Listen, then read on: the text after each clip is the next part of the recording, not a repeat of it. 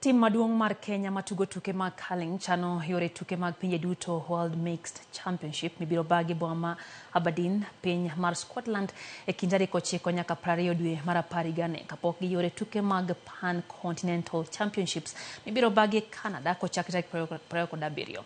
Tim mar kaling nolo midila mar bronze e tugo mag Pan-Continental Olympic Qualifiers mano bagi higa mar 2022 e piny mar Canada kendo otieke thuolo mar 7 tuke mag higa 2023 nikech nok mar timo ikruok makare.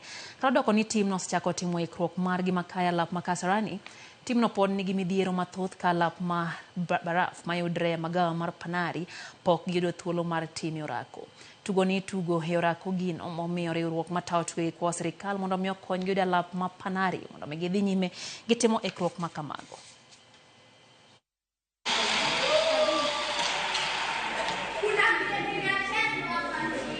We are normally playing on the ice, so training on the floor is normally quite difficult for us because when you travel, we are expected to meet the world standards, which is playing on the ice.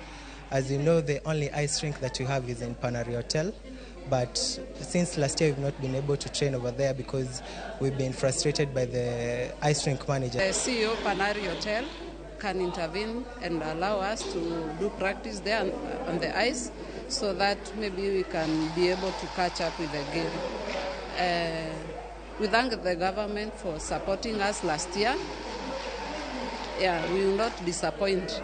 We'll try and bring a medal like we did in 2022. Right now, what we really want the government to do is to help us gain access to the ice rink.